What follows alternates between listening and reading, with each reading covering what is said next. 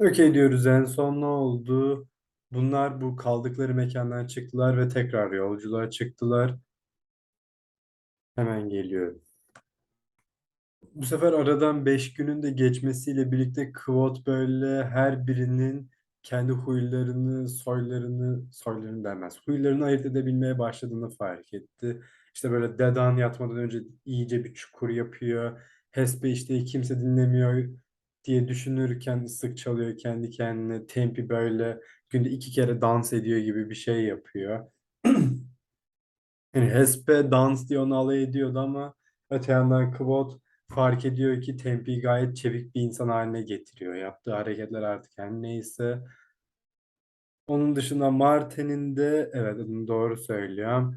Martin'in de böyle şey huyu varmış. Bir su kaynamadıysa ya da şarapla karışmadıysa asla içmiyormuş. Büyük ihtimal çekindiği olay işte sudan zehirlenme, hastalık, bok püsür diyoruz ki o zamanlar kesinlikle hoş değil. Böyle şeyler olduğu zaman, insanın başına geldiği zaman. Neyse, bunlar öyle ya da böyle o eşkıyalığın olduğu yere varıyorlar. Hani artık şey diyoruz. Olayların başlama vakti, yeri geldi. Whatever, ne zamanlar mekana gelmiş oluyorlar. Sonra Martin 1 saat sürecek bir şekilde etrafı turluyor. Hani bir tehlike var mı, yakında birileri var mı gibisinden olmadığını haber veriyor. Böyle keyfi de yerinde, etrafta birisi olmadığı için kamp kurup mola verecekler gibi bir şey olacak. Bu sırada işte Dedan konuşuyor. Diyor ki I can't believe I am defending tax collectors. Dedan muttered disgustedly. O kadar o kadar sevmiyorum ki şu Dedan'ı anlatamam. O kadar bu derece sevmediğim az oluyor. İnsan tiplemesi Dedan'ı sevmiyor. Neyse, bu böyle deyince işte muhabbet açılıyor. Bunlar konuşuyorlar. Martin işte para için takılıyormuş. Claude diyor ki civilization için yapıyoruz. Hani böyle civilization olduğu zaman insanlar işte güvenli bir şekilde yolculuğa çıkabiliyor. Cart curt, burada kaldıydık. Demin unuttuğum bir şey var mı düşünüp geliyor. After dinner, I outlined the only strategy I'd been able to come up with in 5 long days of thinking. I drew a curving line on the ground with a stick. Okay, here's the road, about 20 miles off it. My ears, the soft voice was Tempe's. Excuse me, I asked. This was the first thing I had heard him say in a day and a half. Bunu görünce benim aklıma günde 1,5 saatlik video yükleyişim geldi falan. Ben ne kadar çok konuşuyorum, Temp ne kadar az konuşuyor diyoruz.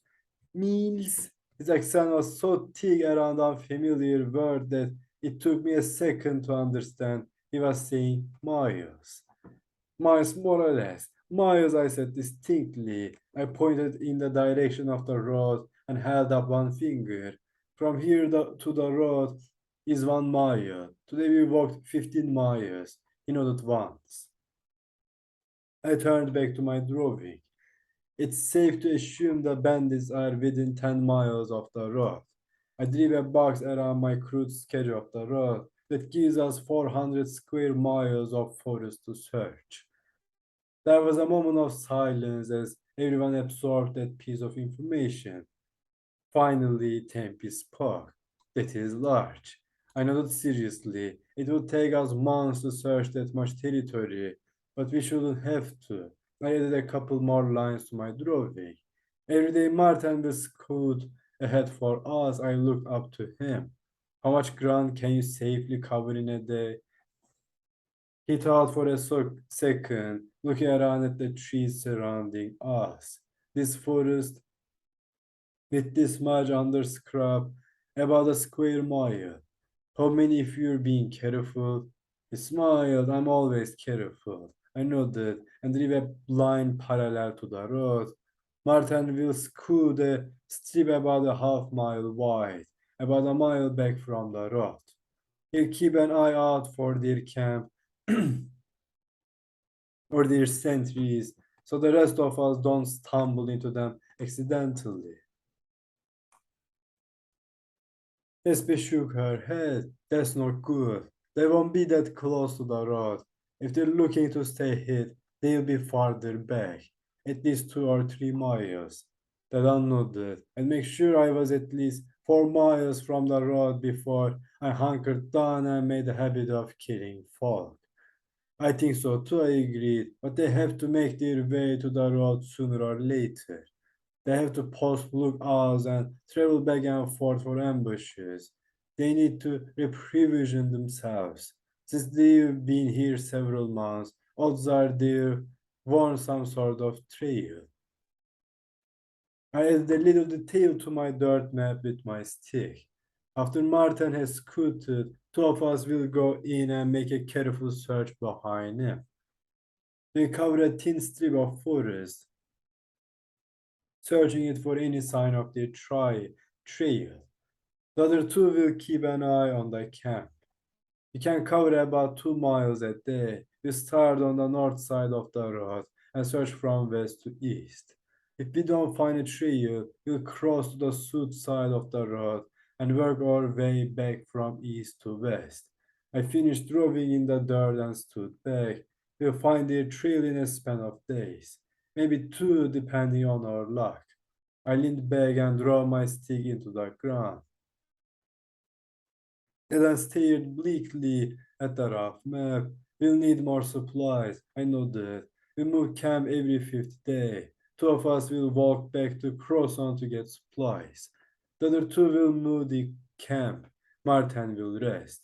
Martin spoke up. We'll have to be careful with our fires from now on, too, he said. The smell of smoke will give us away if we're upwind of them. I know that. We need a fire pit every night, and we'll want to keep an eye out for Reynolds trees. I looked at Martin. You know what a Reynolds looks like, don't you? His expression was surprised.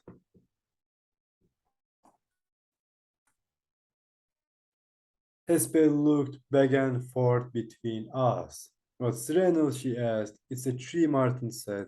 Good for firewood. It burns clean and hot. No smoke to speak of, and hardly any sting of smoke either. Even when the wood is green, I said, same with the leaves. It's useful stuff. It doesn't grow everywhere, but I've seen some around. How does a city boy like you know something like that? Dedan asked.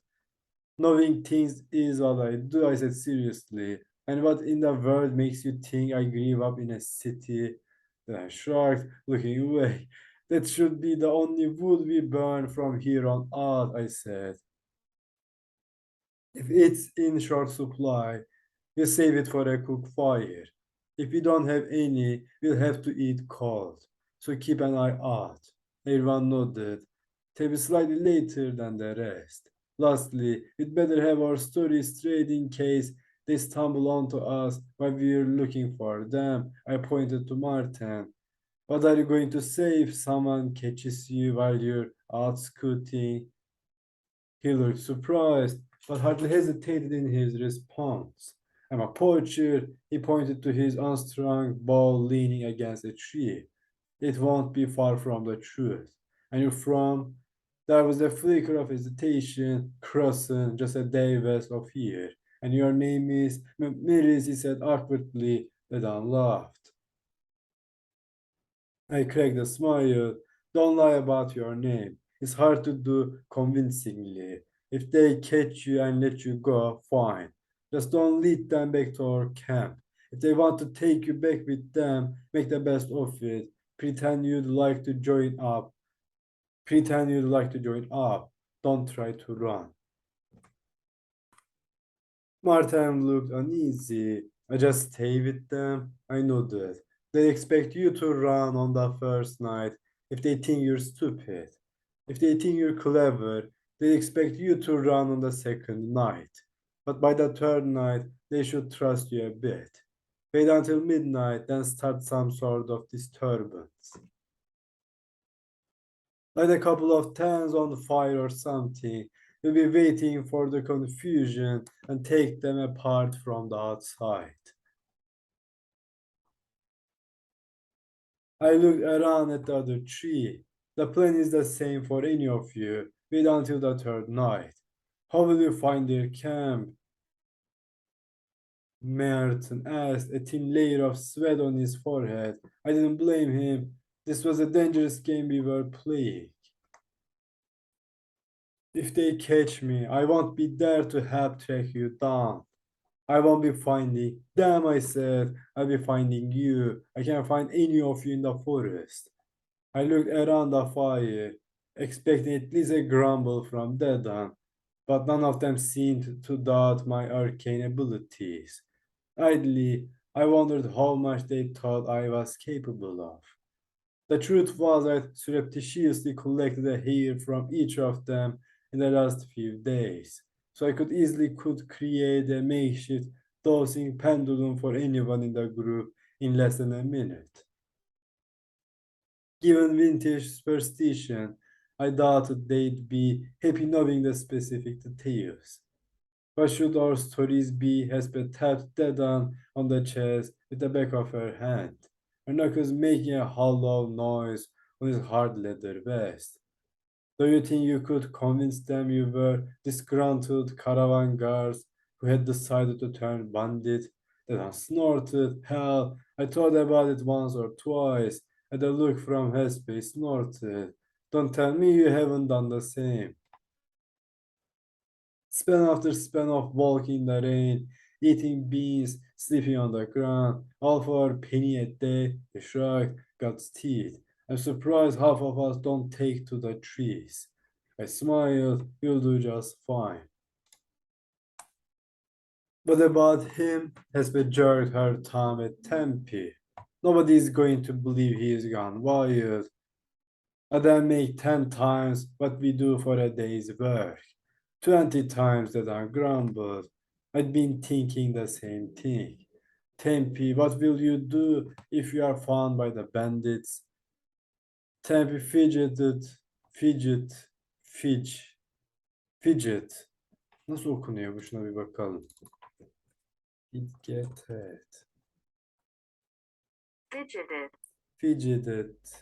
Fidgeted a little, but didn't say anything. He looked at me briefly, then broke eye contact, glancing down and to the side.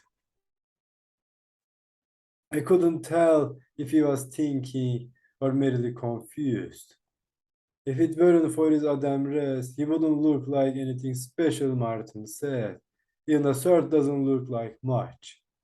Doesn't look like 20 times as much as me, that's for sure. The dance voice was low, but not so low that everyone couldn't hear. I was worried about Tempe's outfit too. I tried to draw the Adam into a conversation several times with the hope of discussing the problem with him, but it was like trying to have a chat with a cat. But the fact that he hadn't known the word miles made me realize something I should have thought of long before. Aturun wasn't his native language. Having recently struggled to make myself fluent in theory at the university, I could understand the impulse to keep quiet rather than speak and make a fool of myself. He could try to play along, same as us, as said dubiously. It's hard to lie convincingly when you're not good with the language, I said. Tempe's pale eyes darted to each of us as we spoke, but he didn't offer any comment. Fogg underestimated a person who can't speak well, Hesper said. Maybe he could sort of just play dumb, act confused like he was lost. Aşırı mantıklı bence. Wouldn't have to play dumb, Dedan continued under his breath. Could just be dumb. Tempe looked at Dedan, still expressionless, but with more intensity than before. He drew a slow, deliberate breath before speaking. Quiet is not stupid, he said, his voice flat. You always talk. Check, check, check, check, check. He made a motion with one hand, like a mouth opening and closing. Always, like dog on night by a tree. Try to be big. No, just noise, just dog. I shouldn't have laughed. But it caught me completely off guard. Partly because I thought of Tempe as so quiet and passive, and partly because he was absolutely right. If Dedan were a dog, he would be a dog that barked endlessly at nothing. barking just to hear himself bark. Still, I shouldn't have laughed, but I did. Hesper laughed too and tried to hide it, which was worse. Dedan's face went dark with anger, and he got to his feet. You come here and say that. Still expressionless, Tempe stood and walked around the fire until he stood next to Dedan. Well, if I say he stood next to him, you will take the wrong impression. Most people stand 2 or 3 feet away when talking to you, but Tempe walked until he was less than a foot away from Dedan. To get any closer, he would have had to give him a hug or climb him. I could lie and say this happened too quickly for me to intervene, but that wouldn't be true. The simple truth was that I couldn't think of an easy way to break up the situation. But the more complicated truth was that I was pretty fed up with Dedan myself by this point. What's more, this was the most I'd ever heard Tempe speak. For the first time since I'd met him, he was behaving like a person, not just some mute ambulatory doll. And I was curious to see him fight.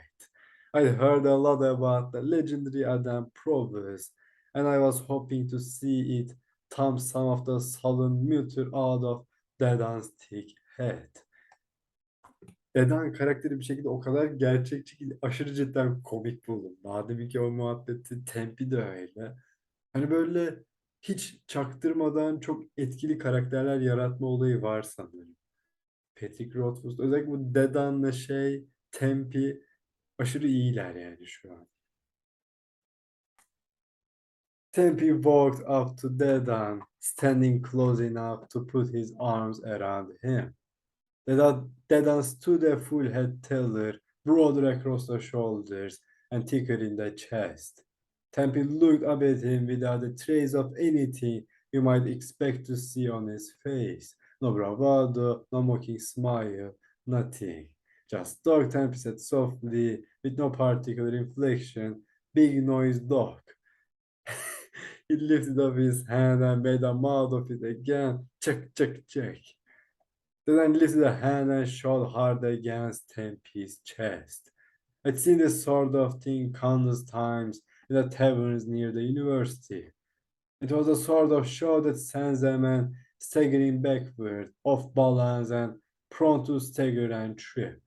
Except Tempe didn't stagger, he just stepped away. Then he reached out casually and cuffed Dedan along one side of his head, the way a parent might sweat an unruly child in the market. It wasn't even hard enough to move Dedan's head, but we could all hear a soft puff sound, and Dedan's hair puffed out like a milkweed pod someone had blown against. Dedan stood still for a moment, as if he couldn't quite understand what had happened. Then he frowned and brought both hands up to give Tempe a more violent show. Tempe stepped away from this too, then sweated Dedan on the other side of his head. Dedan scowled, grunted, and brought his hands up, making fists. He was a big man, and his mercenary leathers creaked and strained at the shoulders as he lifted his arms. He waited a moment, obviously hoping Tempe would make the first move. Then he stomped forward, drew his arm back, and threw a punch, hard and heavy as a farmhand swinging an axe. Tempe saw it coming and stepped away a third time. But halfway through his clumsy swing, everything about Dedan changed. He raised himself up on the balls of his feet, and his ponderous haymaker punch evaporated. Suddenly, he no longer looked like a lumbering bull, and instead, he darted forward and set out 3 quick punches, fast as a bird's wing flapping. Kendi yazımındaki gizli yetenekleri ortaya çıkıyor. Tempe sidestepped one, slapped the other aside, but the third caught him high on the shoulder, spinning him partway around and knocking him backward.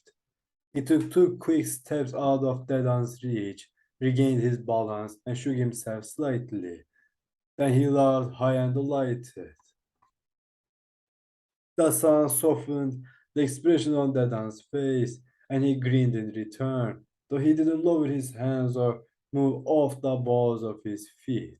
Despite this, Tempe stepped up, avoided another jab, and struck Dadan in the face with the flat of his hand. Not across the cheek as if they were squabbling lovers on stage. Tempe's hand came down from above and struck Dadan across the front of his face, from his forehead down to his chin. Then I shooted. Black damn! He staggered away, clutching at his nose. What's wrong with you? Did you just slap me? He peered out at Tempe from behind his hand. You fight like a woman. For a moment, Tempe looked as if he might object. Then he gave the first smile I had ever seen from him and gave a small nod and shook instead. Yes, I fight like a woman. O hani böyle görmüyor şu an ama şunun gülümseyiş o kadar hoşuma gitti ki yani. Çünkü karakter çok başarılı oluşturulduğu için direkt böyle bunun ilikleri çok önemli benim için. Then hesitated, then laughed and clapped Tempe roughly on the shoulder. I half expected Tempe to dart away from his touch, but instead Adam returned the gesture, even to the point of gripping Dadan's shoulder and jostling him around playfully. The display struck me as odd, coming from someone who had been so reserved over the last several days, but I decided not to look a gift horse in the mouth. Anything other than fidgety silence from the Adam was a blessing. Even better, I now had a measure of Tempe's fighting ability. Whether or not Dedan wanted to admit it, Tempe obviously had the better of him. I guess the Adam reputation was more than just empty air. Martin watched Tempe return to his seat. Those claws are still a problem, the woodsman said, as if nothing much had happened. He eyed Tempe's blood-red shirt and pants. Might as well run around waving a flag as we're dead in the trees. I'll talk with him about it, I told the others. If Tempe was self-conscious about his Eturan, I guess our conversation would go more smoothly without an audience. And I'll work out what he'll do if he runs into them. You three can go settle in and get dinner started. The three of them scattered off, looking to claim the prime places for their bedrolls. Tempe watched them go, then turned back to look at me. He glanced down at the ground and took a small, shuffling step away. Tempe, he cocked his head and looked at me. We need to talk about your clothing. It happened again as soon as I started to talk. His attention slowly slid away from me, his eyes drifting down and to the side. As if he couldn't be bothered to actually listen, as if he were a sulky child. I don't need to tell you how infuriating it is to try and have a discussion with a person who won't look you in the eye. Still, I didn't have the luxury of taking offense or putting off this talk. I'd already delayed this conversation too long. Tempe, I felt the urge to snap my fingers in order to draw his attention back to me. Your clothes are red, I said, trying to keep it as simple as possible, easy to see, dangerous. He gave no response for a long moment, and his pale eyes darted up to mine, and he nodded, a simple bob of the head. I began to have a horrible suspicion that he might not actually understand what it was we were doing out here in the earth. Tempe, you know what we are doing out here in the forest? Tempe's eyes moved to my rough sketch in the dirt, then back up at me. He shook and made a vague gesture with both hands. What is many but not all? At first I thought he was asking some strange philosophical question. Then I realized he was asking for a word. Ben de tam aynı sırayla düşündüm. I held up my hand and grabbed two of my fingers. Some I grabbed three fingers. Most. Gerçek İngilizce diyor. Tertemiz. Tempe washed my hands intently, nodding. Most is said fidgeting. I know most talk is fast. We're looking for man. His eyes slid away as soon as I started to speak. And I fought the urge to sigh. They're trying to find man, not, yes, hunt man. He stressed the word, hunt, we sent her. At least he knew why we were here. Red. I reached out and touched the red leather strap that held the fabric of his shirt tied to his body. It was surprisingly soft. For hunting, do you have other clothes, not red? Temple looked down at his outfit, fidgeting, and he nodded and went over to his pack and drew out a shard of plain grey homespun. He held it up for me, for hunting, but not fighting. I wasn't sure what his distinction meant, but I was willing to let it go for now. What will you do if Vizanta find you in the forest? I asked. Talk or fight? He seemed to think about it for a moment. Not good at talk, he admitted. Vizanta, fight. I nodded. One bandit, fight. Two, talk. He shrugged, can fight too. Fight and win. He gave another nonchalant shrug and pointed to where Dedan was carefully picking twigs out of the sword. Like him, three or four. He held out his hand, palm up, as if offering me something. If three bandit, I fight. If four, I try best talk. I wait until three night. Then he made an odd, elaborate gesture with both hands, fire intense. I relaxed, glad he had followed our earlier discussion. Yes, good, thank you. The five of us had a quiet dinner of soup, bread, and a rather unimpressive gummy cheese with body croissant. Dedan and Hespe bickered in a friendly way, and I speculated with Martin about what sort of weather we might expect over the next few days. Other than that, there wasn't much chatter. Two of us had already come to blows. We'd come 100 miles since Severn, and we were all aware of the green work ahead of us. Hold on, Martin said. What if they catch you? He looked up at me. We'll have a plan if the bandits find us. We head back with them and you'll track us down on the third day. I nodded, and don't forget the distraction. Martin looked anxious. But what if they catch you? I don't have any magic. I can't guarantee I'll be able to track them down by the third night. Probably, sure, but tracking isn't a certain thing.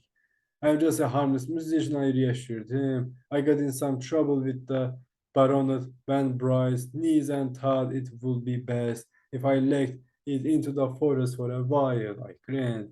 They might rob me, but as I don't have much, they'll probably just let me go. I'm a persuasive fellow, and I don't look like much of a threat. That I muttered something under his breath. I was glad I couldn't hear. Aptal ya. Hani onun derdin namına koyayım. İşine bak. But what if Hesper pressed? Martin's got a point. What if they take you back with them? That was something I hadn't figured out yet. But rather than end the evening on a sore note, I smiled my most confident smile.